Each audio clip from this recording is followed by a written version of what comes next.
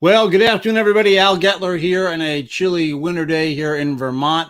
Hope you had a fabulous Christmas or Kwanzaa, whatever you celebrate with the new year coming. Man, are you ready for 2020 to go away as much as I am and everybody else I'm hearing about says?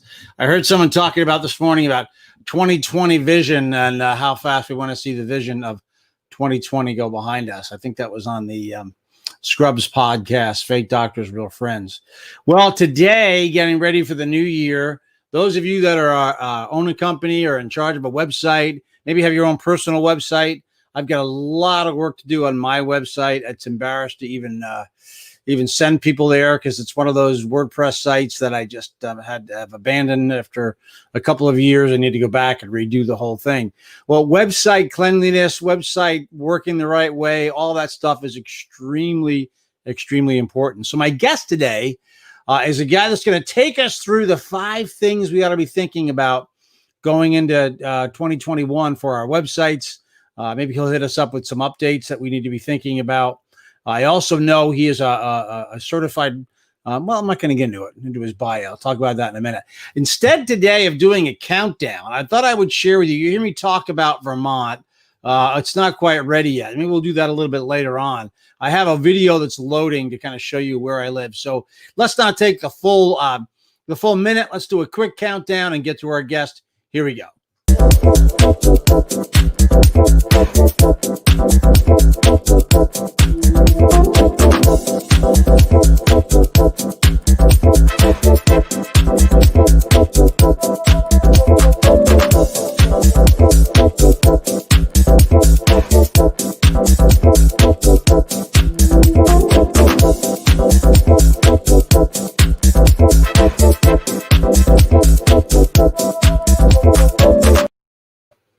So my guest today is a gentleman named Sam Moss, who's the co-founder of the 1Click agency. It's based in Elmira, New York. It's a website design and development agency for B2B companies, which is super important. He's also the co-host of a podcast called B2B Made Simple, which is for marketing professionals. I'm thrilled to have him here today. Let's have him join us, Sam Moss. Hey, Sam.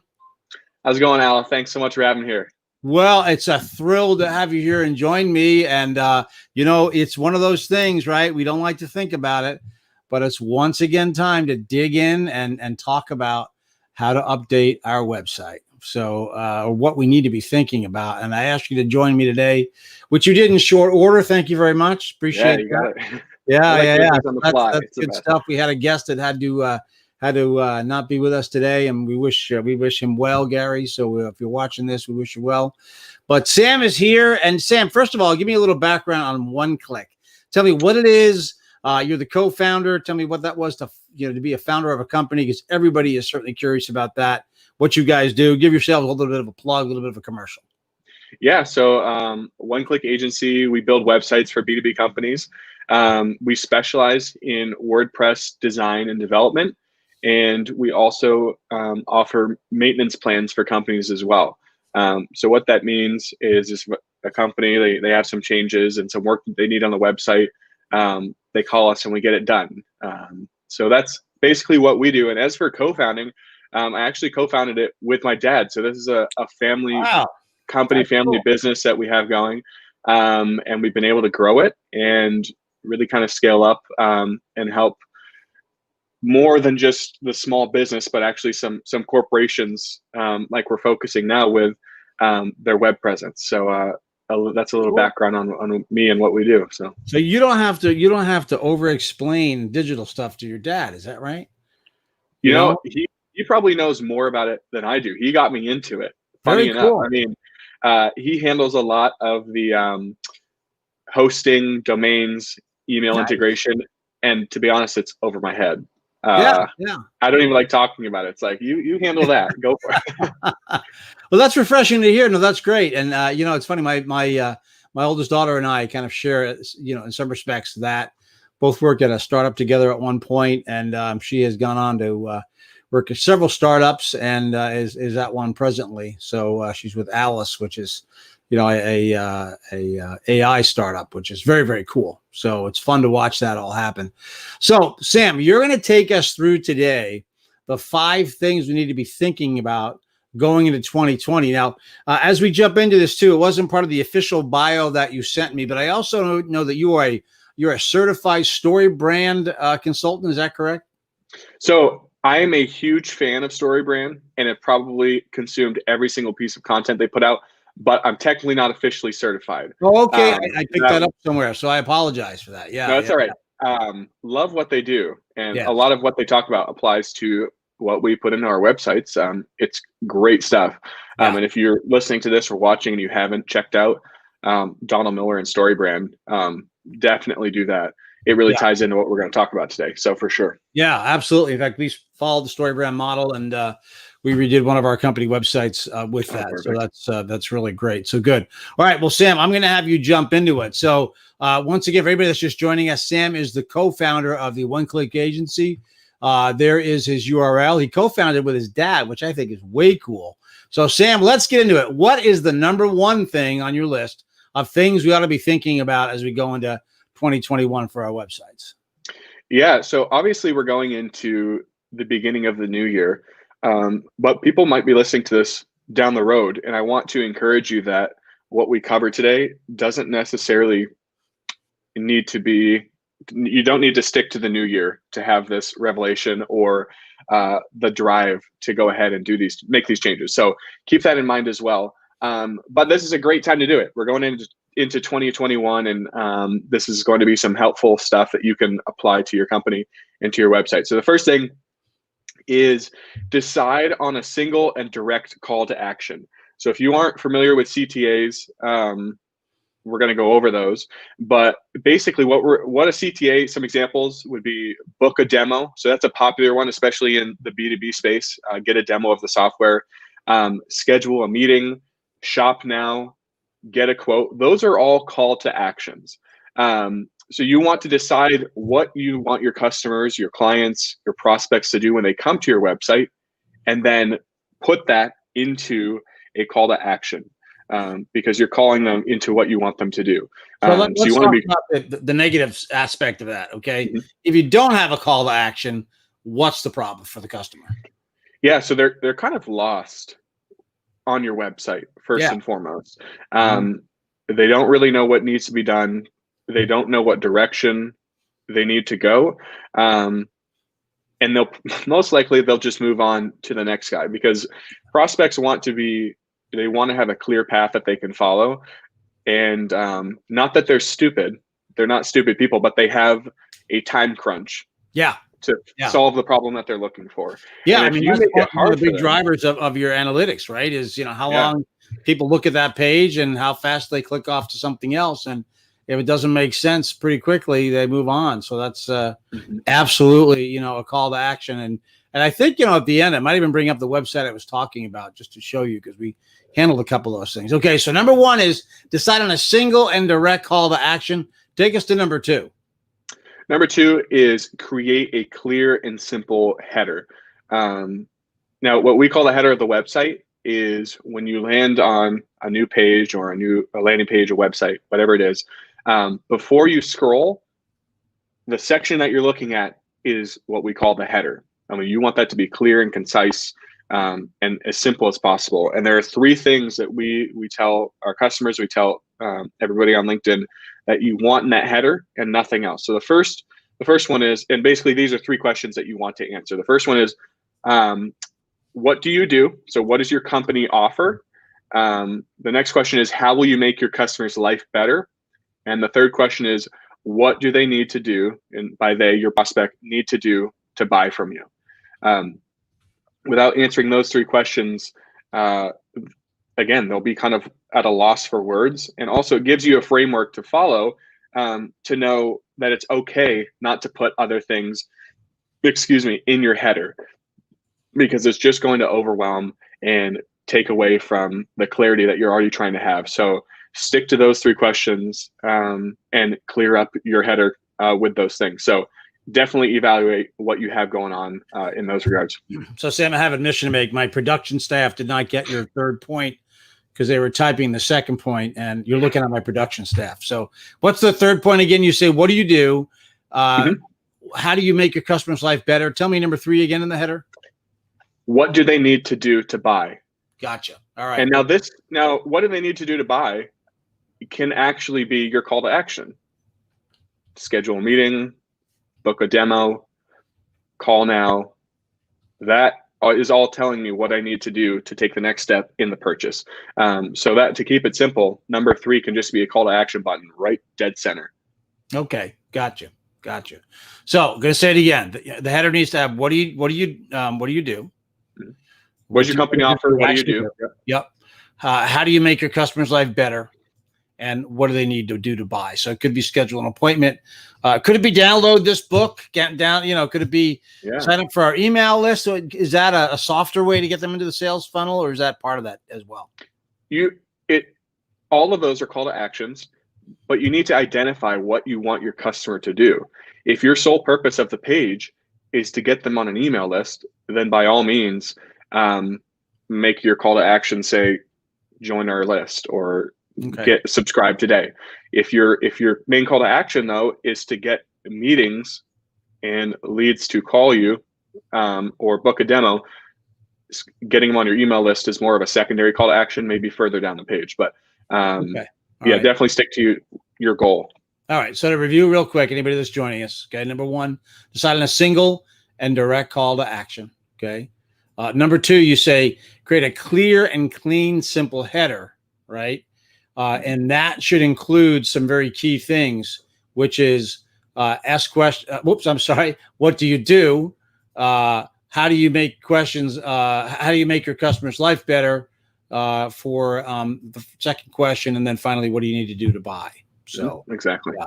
And what I hit there by accident was ask questions in your comment area, because I want folks to react with us and tell us what they're thinking. So I think that's pretty important. And I know my friend Eric Cox is listening, because he went ahead and gave us a tag to somebody. He said, get on here and watch this. So thanks, Eric. We appreciate that. Good stuff. All right, great. Can you tell them a little out of practice hitting the buttons today?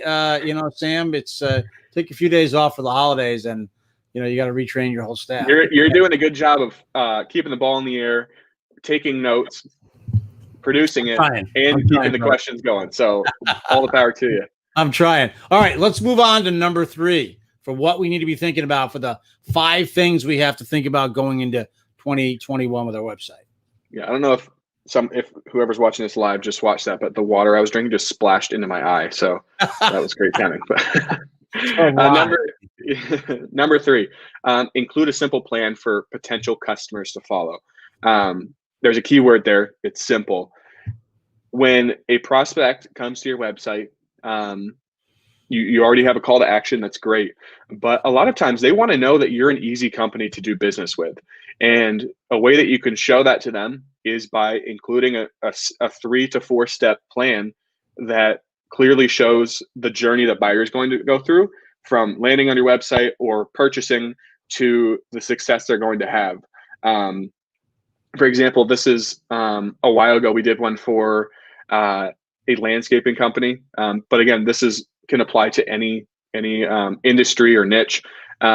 We just said, schedule a meeting, find a landscaping plan for you, and then rest assured. And below that, we put some subtext kind of explaining each step, but that just basically shows them, the prospect that's looking for their lawn to be mowed, that, okay, this is an easy process. Right. They're not going to be jerking me around. I guess it's pretty straightforward. Let's schedule a meeting or call them. And that's the goal with that. You mentioned rest assured too. So I like that. And that does kind of lean back a bit on the story brand process, which is now I can see myself sitting in the hammock drinking lemonade while the whole landscaping is taken care of. I can rest assured that the grass is going to grow, the garden will be weeded, and so that's very cool. I like that a lot. That's good. So I think below it we put something along those lines where it was like, you'll get your weekends back, or you'll never have to mow again on the weekends, because that's what they were looking for. If you're going out and looking for a landscaper or a lawn mowing company, portray that to them and speak back the thoughts that are already on their mind. Yeah, that's great. I love it. All right, so let's go back to the top again. Number 1, decide on a single direct call to action. Know what you're asking people to do. Give them something to do. Let them know what you want them to do. Next, clear and clean and simple header. And we touched on a few things that you should be thinking about in your header. Number 3, you said include a simple plan for potential customers to follow. Tell us, what is number 4? Number 4 is list a consequence of not buying from your company. And I've said this a number of times on a lot of different podcasts and things like that. And I want to reiterate, this is not to scare someone into buying from you. It's more of a friendly reminder of what's at stake, because no one likes to be fear-mongered into buying something. But this is a great reminder that, hey, you could be overwhelmed. We can fix that. You might be losing money. We can help. Our software can help you avoid this. And again, it's more of a friend coming to you and kind of helping you avoid an issue instead of you're going to die or you're going to lose all your money.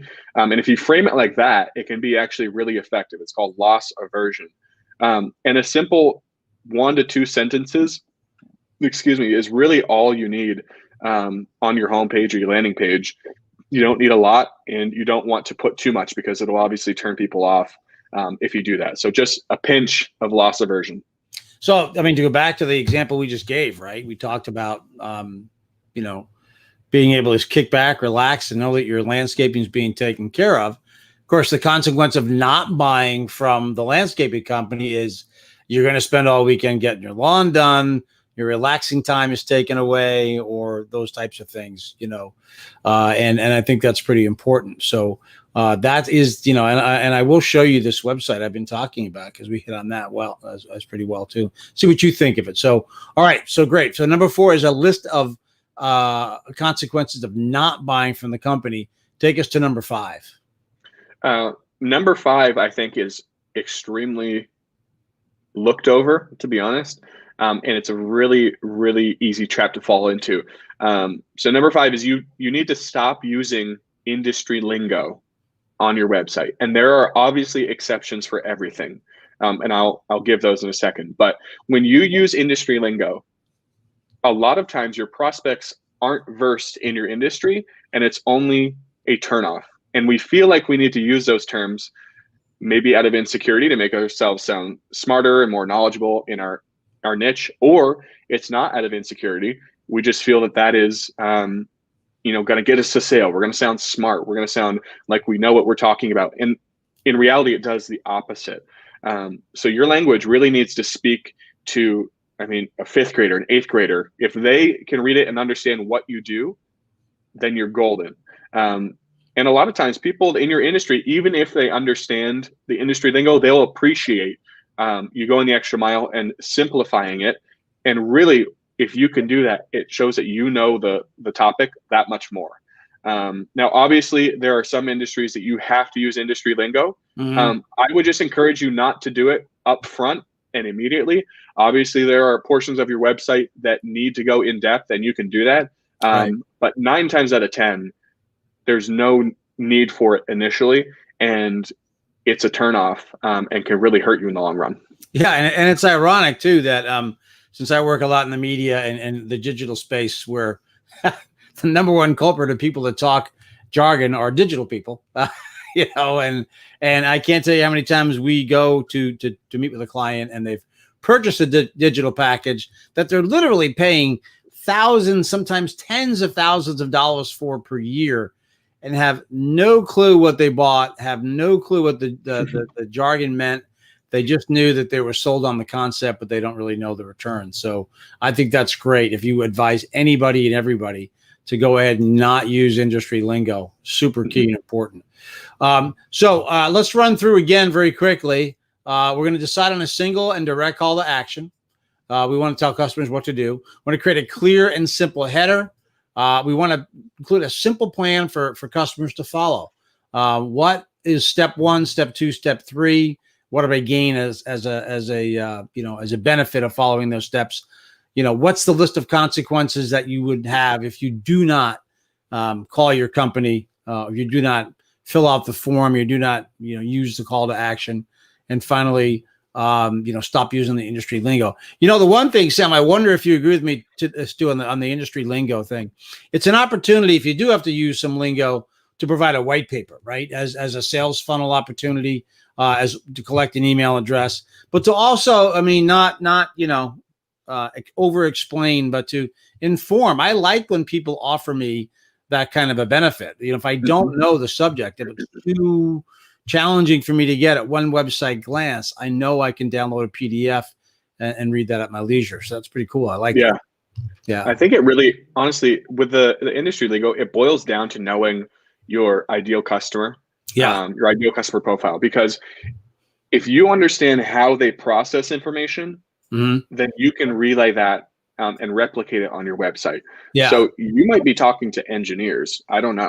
Right. And they might soak that up. And when someone else looks at your website, say, what the heck do you do? But because you know your ideal buyer and that's how they process information, that could be the exception. Makes sense. So you need to know your customers inside and out and know what they're looking for and how they talk. That's what I would add. Yeah, and I'm curious to see. I'll throw this up on the screen. This is our website for for our company, and what we do is we connect people who are basically advertising directors and publishers to making revenue for their companies, right? So I think you can see that pretty clearly on your screen there. Let me remove you and I from the shot, and we'll go solely with the image itself there. So there's a better view of the screen. You okay with seeing that? View of that. Okay. So, as you go through the website, right out of the gate, though, following your idea for, telling the customer what to do. Obviously, we have our phone number, we have our email address. That's right out of the gate. But then we say two things: either download, 5 ways selling has changed, or focus now and contact us. Right up there, focus now to contact us. So correct me if I'm wrong, but we got this right. So you have your main call to action, which is focus now. The only thing that I would suggest is making that more clear, because it seems like it's a little clever, and I actually have no idea when I click focus now. Are you going to be giving me glasses? Are we going to be focusing on marketing? I guess it's going to be revenue, but I would like to know the next step. Yeah, that's great. That's good to know. Yeah. Even though we have contact us today underneath, you're right. It's a little too clever, perhaps. So, that's the only thing that I would say. Gotcha. And then as we kind of go down, we start telling the story. We describe what their life is. They have lean resources, they have staff turnover, but they need to close business. I'm not going to read every word of this. We have some imagery of a pretty stressed out, advertising executive on the right-hand side. And then, we start talking about how revenue projects are the key to success. And, so for someone who's in this industry, and it's very specific, you wouldn't have, someone from, everyday life coming to our website. It's people who are looking for a solution, for their company. So, then we show some happy people. Let's get together, see the success you require. And we start. There's your plan. Nice. There's your plan. Yep. I was just going to say, you beat me to it. There's your plan. Here's how it works.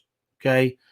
We provide those, focus, execution. And I guess for folks watching too, I mean, we very purposely went through finding these in the same graphics family. Can you talk about that for a second? Meaning, we could easily have gotten 3 different symbols, but we made sure we chose these from the same graphic family. I don't know if you have any insight on that or not, and why that's important. Yeah. So whether you're listening or watching, basically what Al is showing us are in the plan, there's planning, preparation, focus, execution. And then below that, there's some subtext.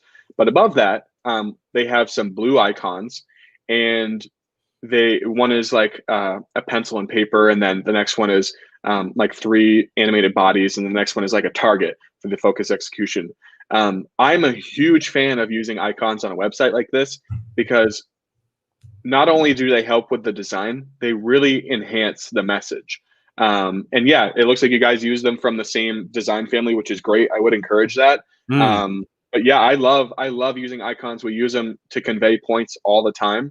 For the planning, you have the pencil and paper. That's great. It's simple. Right. It's clear.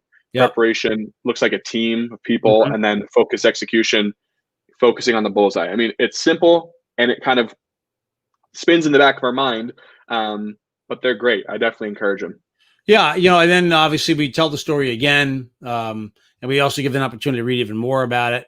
As we've learned, we've got our recommendations from our clients, underneath that, what they've experienced.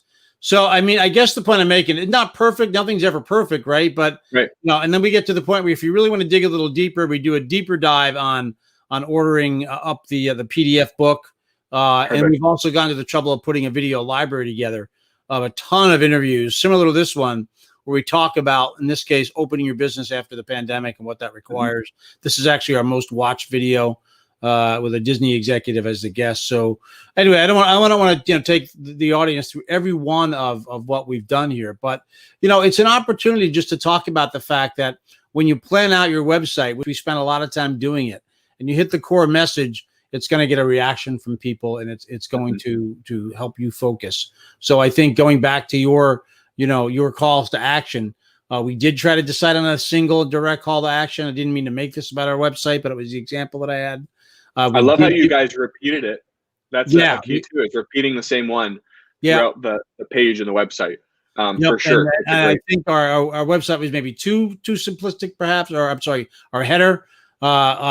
But we had the plan. We did list the consequences. We showed the guy stressed out, in fact. Yeah, that was great. And then obviously we tried to be light on industry lingo. So good stuff.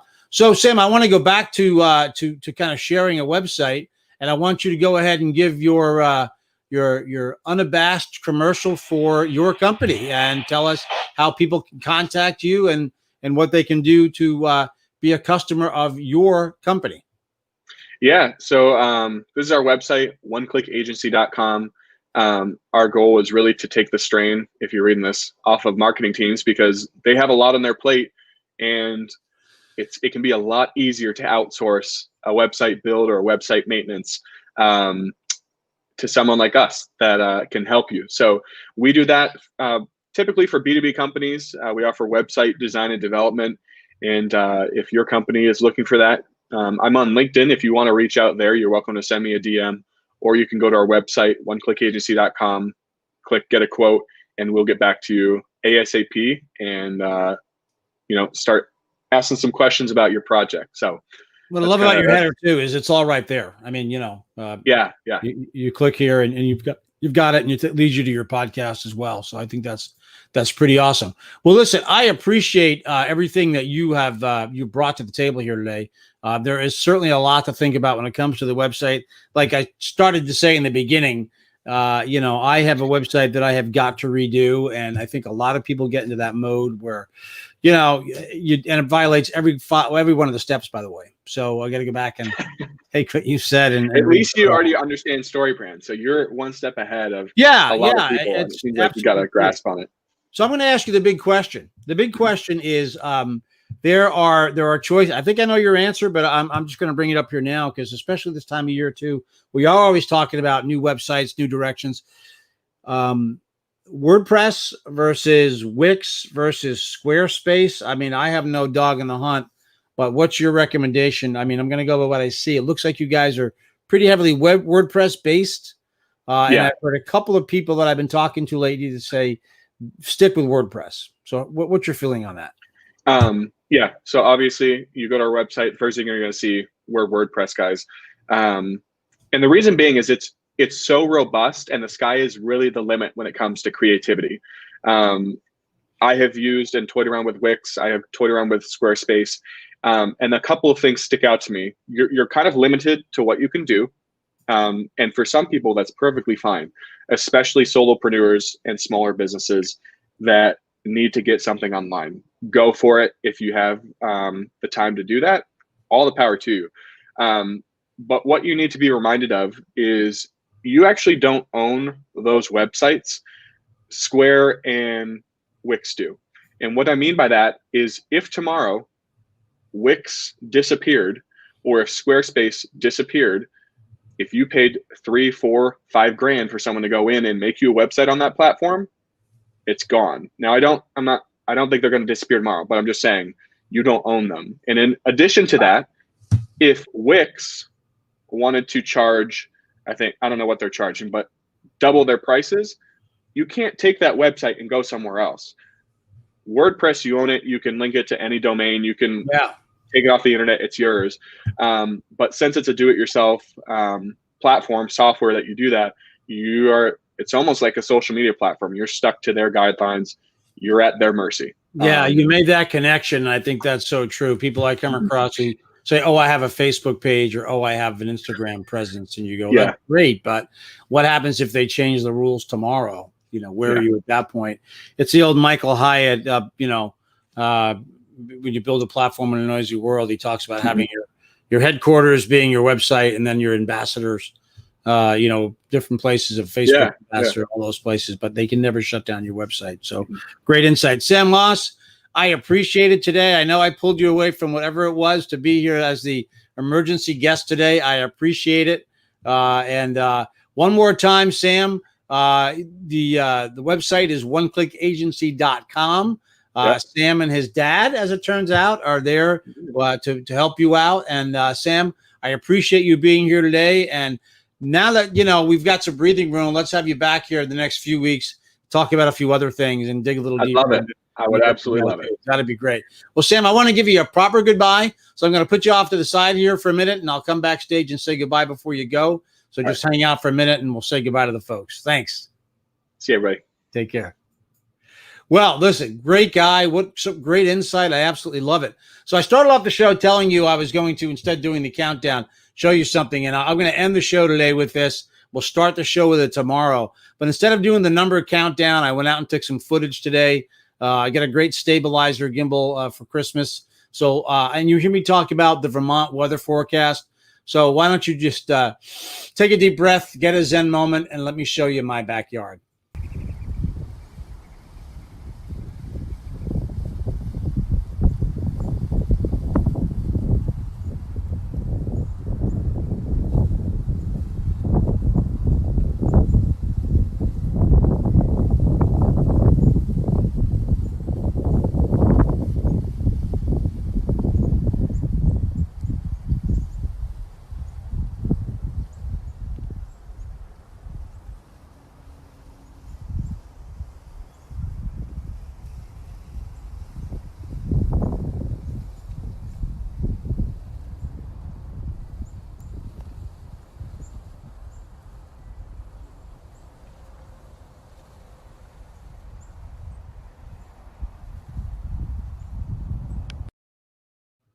And there you have it. Now, I'll show you a video in another couple of weeks. All that pretty water is going to be iced over the way it was just a few days ago. It changes regularly. I say to my wife all the time, every day is a brand new show. But not showing off, just sharing some of the beauty we get to enjoy here in Vermont. Thank you very much for being here today. My name is Al Gettler. Please join me tomorrow where my guest is Chuck Field. Chuck has a great story. Been in the box business. I mean, that box that shows up to your doorstep every single day these days has to come from somewhere. But he also has another twist to his life, and I think you're going to enjoy it. With that, thank you very much for being here today, and I'll see you tomorrow here on Al Gettler Live.